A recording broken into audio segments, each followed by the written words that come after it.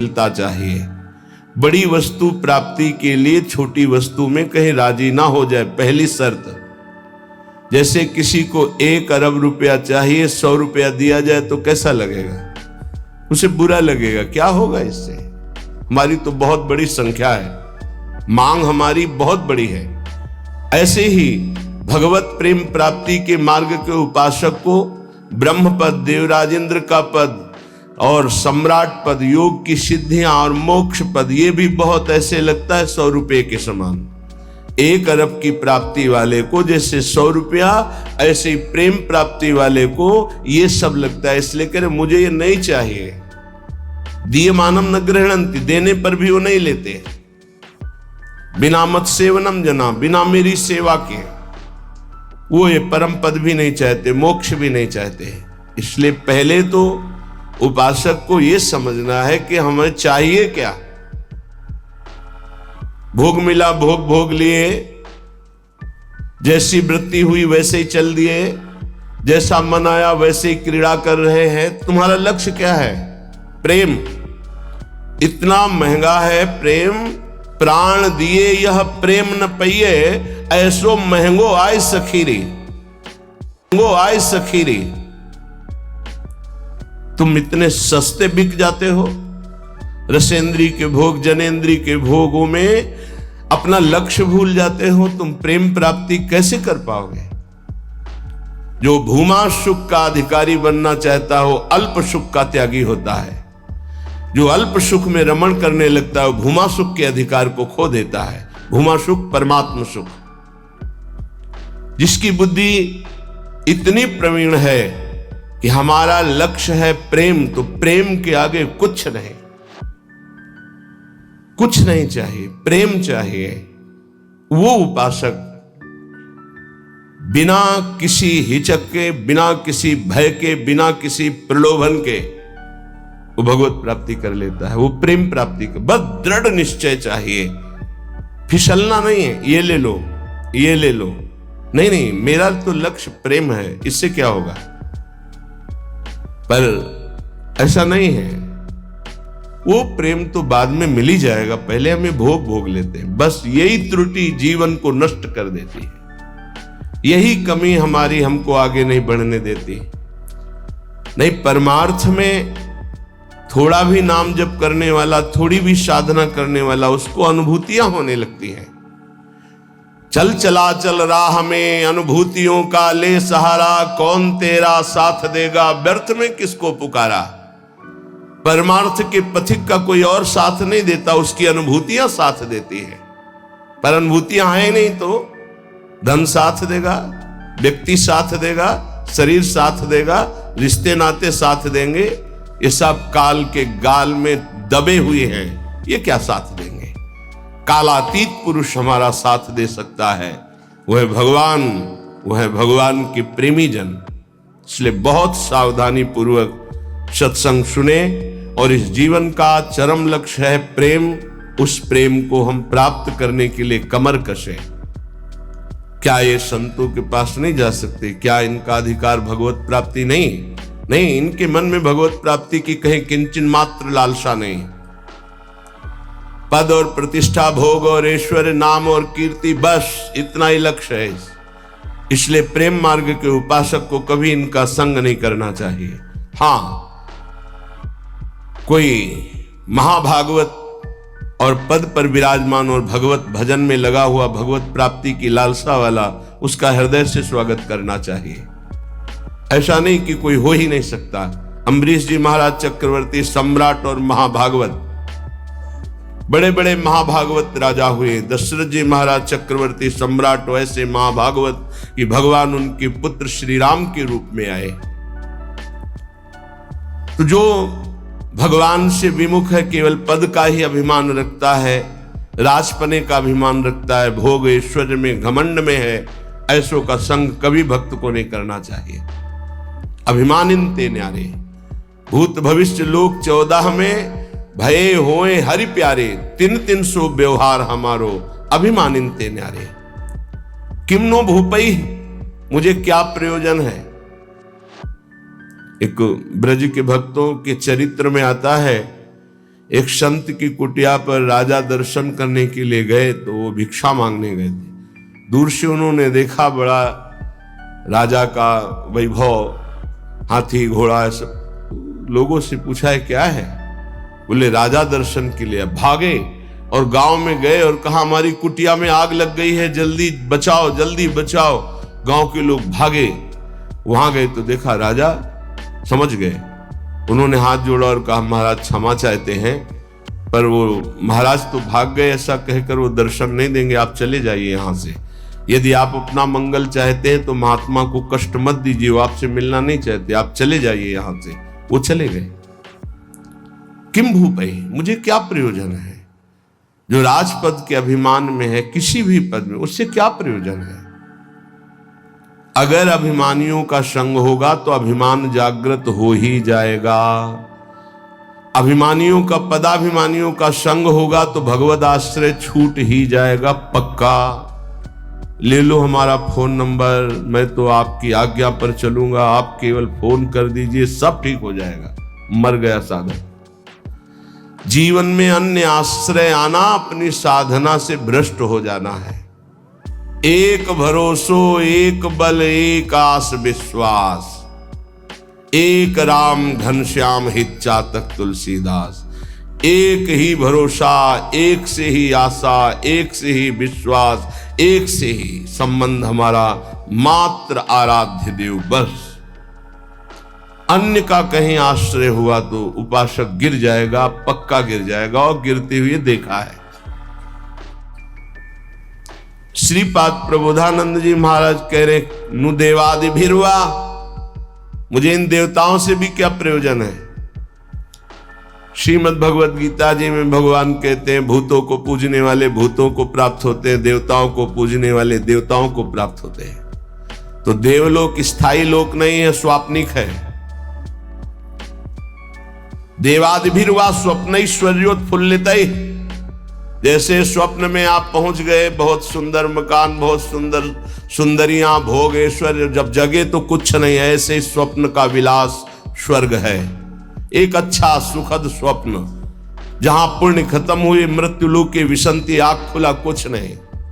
इसलिए मुझे देवताओं से भी क्या प्रयोजन है? क्या दे देंगे? क्या भगवान की प्राप्ति करा सकते हैं? क्या भगवत प्रेम दे सकते हैं?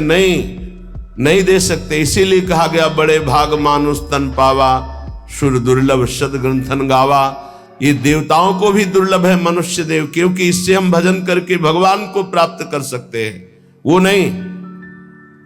श्रीपाद करे शून्यावलंबीर, कुछ आराधना करने वाले ऐसे हैं कि शून्य की उपासना करते हैं।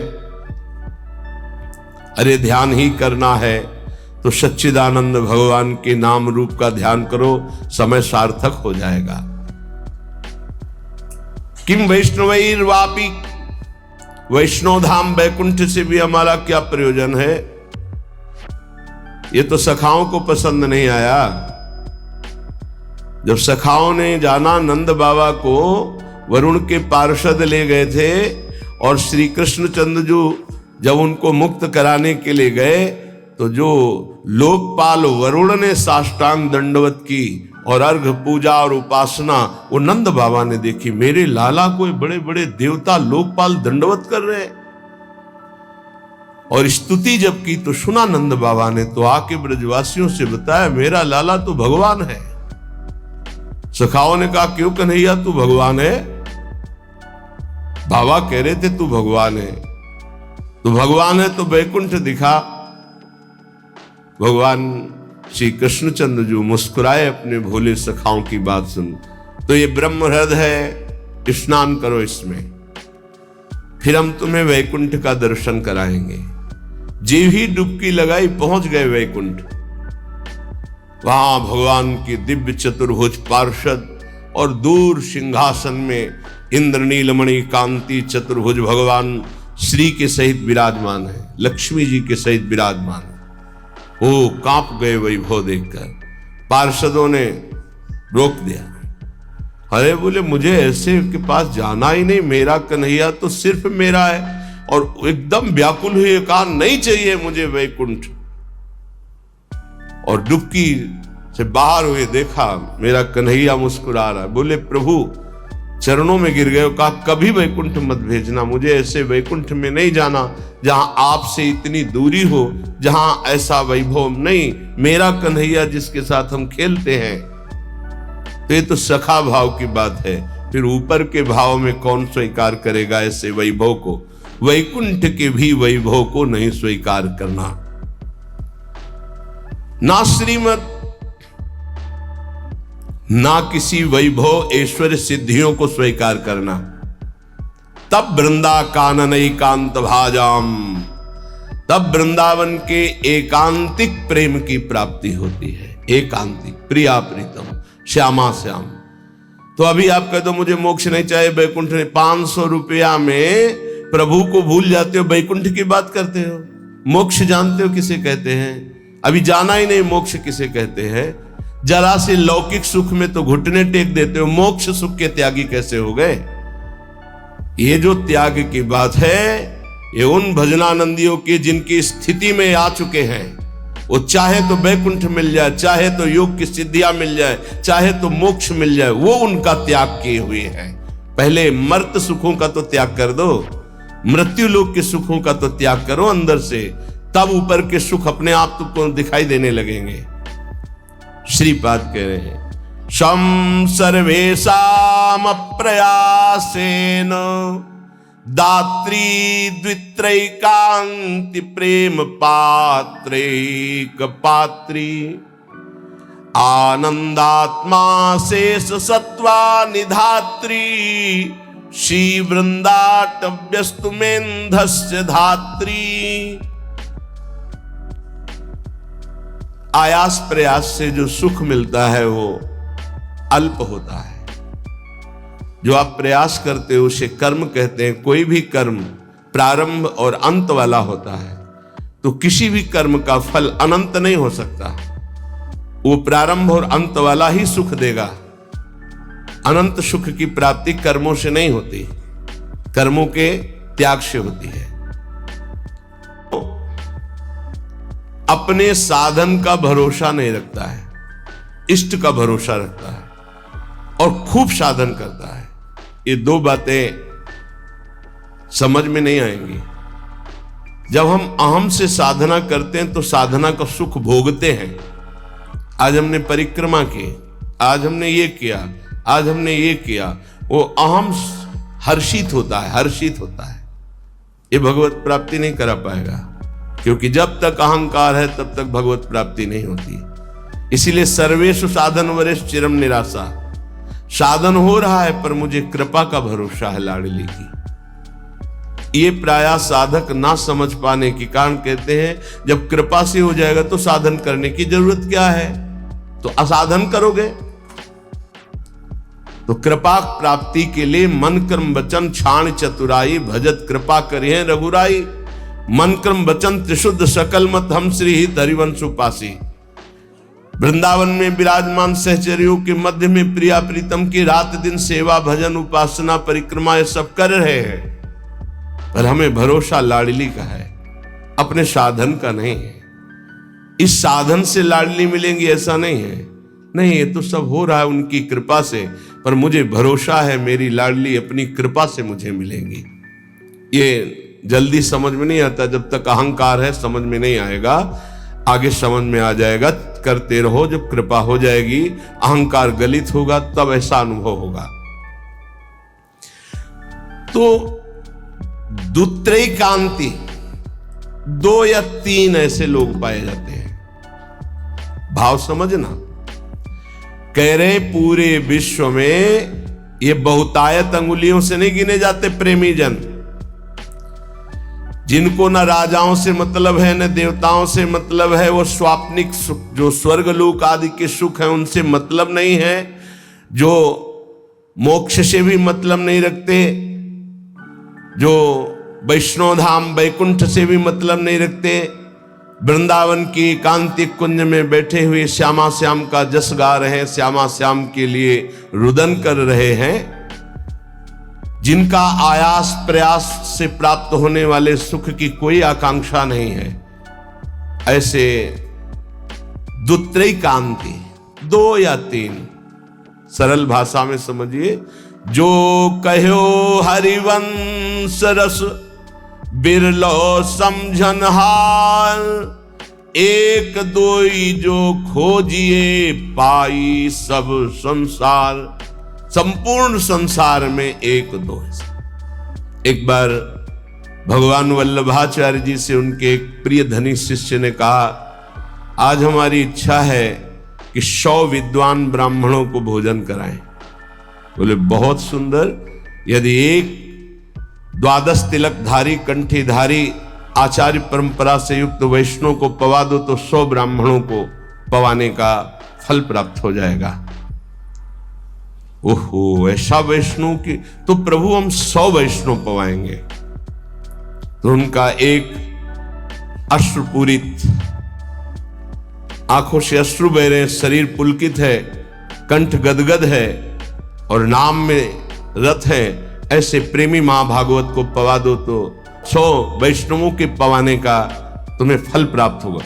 तो बोले भगवान 100 प्रेमियों को पवा देते हैं। तो वल्लभाचार्य जी के आंसू आ गए। प्रेमी 100 नहीं, प्रेमी तो 1-2 ऐसे मिलते हैं। कैसे प्रेमी?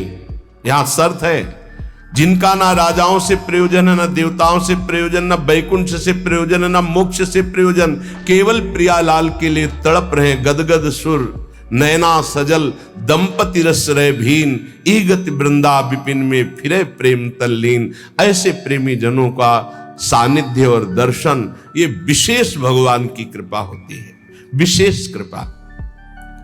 श्रीपाद कह रहे दुखान्येव सुखानि, ये प्रेम प्रेम। विद्य यशो जानी कीर्तिम परा, मन्ये था अधमश्च दुष्परिभवान सम्मानवत् सत्तमयी। दैन्यान्येव महाविभूतिमति सल्लाभान लाभान सदा, पापान्येव च पुण्यमस्ति यदि ते वृंदावनम जीवनम वनम। अगर प्रेम प्राप्ति करना है तो दुखों को गले लगाना सीखो, सच्ची कहते हैं। फिर हृदय की बात कहते हैं। जब सब दुख एक साथ घेरते हैं तभी प्रेम के सहने की सामर्थ्य आती, ध्यान रखना। इस प्रेम को भयानक विपत्ति और रोगों से युक्त करके ही सहा जा सकता है, अन्यथा नहीं। ये सबकी समझ में नहीं आएगा, भयभीत मत होना। इसका समन ही होता भयानक कष्ट में। भयानक कष्ट की स्थिति में ही प्रेम का समन होता है। वो चाहे जैसे स्वस्थ शरीर वाला हो, जहां प्रेम का प्रादुर्भाव होगा, भारी बाहरी विपत्ति और आंतरिक, तभी वो प्रेम का शमन होता, उसका पारा चढ़ता है और भगवान को अधीन कर लेता है। ये लिखा पढ़ी की बात नहीं कह रहे, हृदय की बात कह रहे हैं।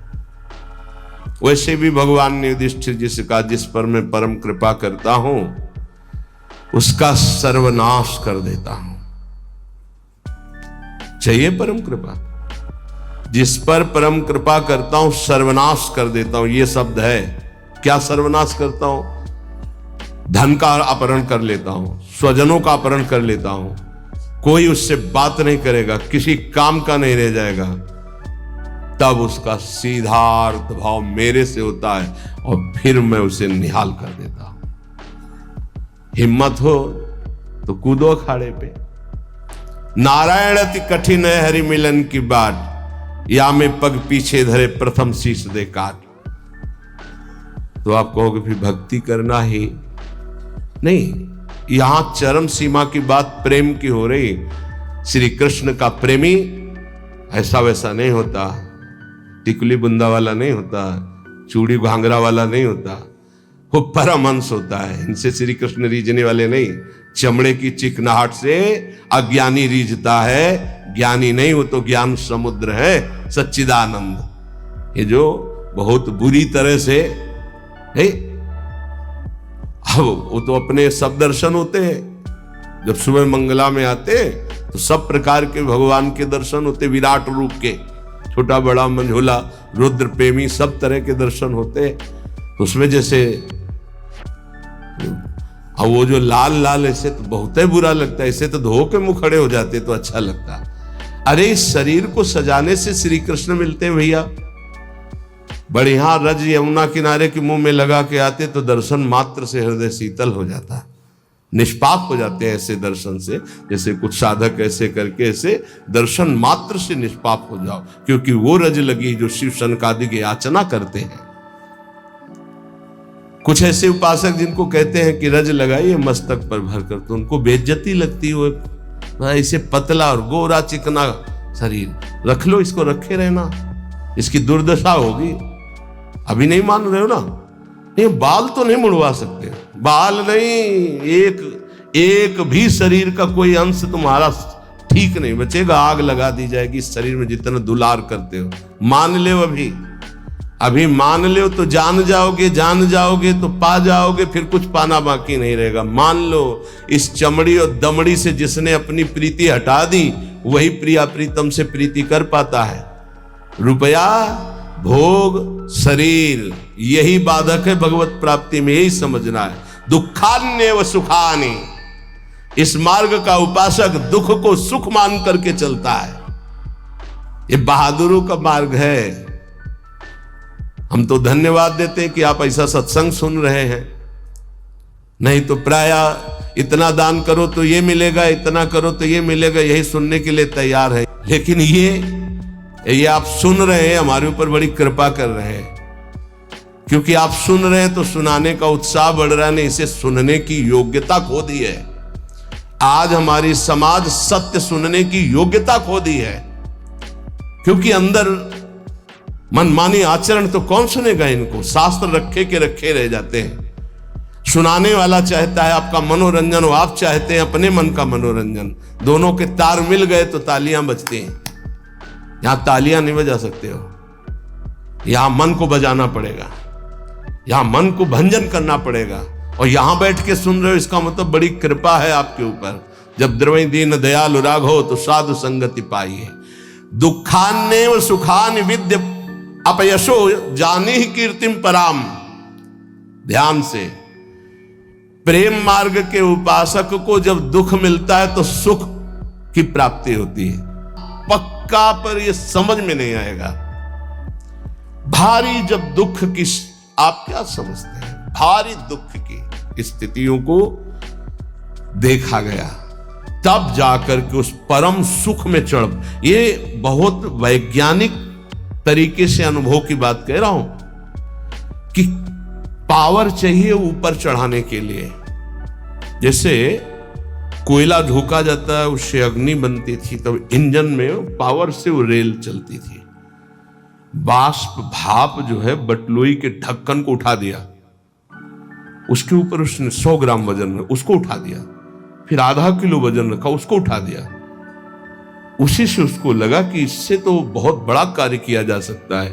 तो ये कक्षा 4-5 की कक्षा में पढ़ाया गया था कि वो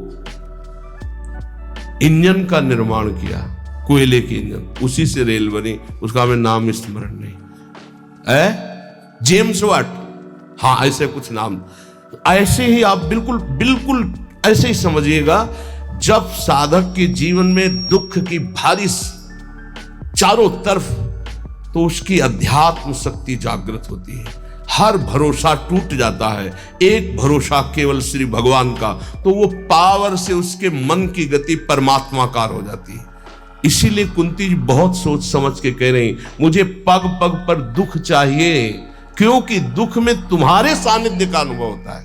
ये हम कृपा मनाते हैं, भगवान की कृपा मनाते हैं कि इसने वो बाजी जितवा दी जो कभी साधना में नहीं जीत सकते थे, कभी नहीं। ये खुद निज अनुभव ये कहूं खगेशा, वो भगवान ने जिता। इसलिए बड़े बड़े महापुरुषों के चरित्रों को पढ़ के देखो, प्रतिकूलता का जाल बिछ जाता है उनके जीवन में।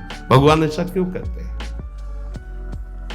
अध्यात्म की जितनी ऊंचाई पर चढ़ा हुआ महापुरुष है, उतनी भारी कसौटी कसी गई।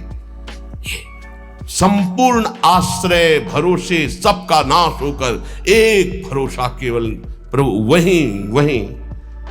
वही जो दिव्यता होती वो वही। ये पढ़ने से लिखने से साधन, यह गुण साधन ते नहीं हुई, तुम्हारी कृपा पाव कोई कोई। यदि तुम्हारे जीवन में विपत्ति दुख और संकट घिर जाए तो भगवान को कोसना नहीं, इसलिए हम बता रहे हैं ये वो स्थिति प्रदान करने के लिए है जो तुम कभी किसी साधना से नहीं प्राप्त कर सकते।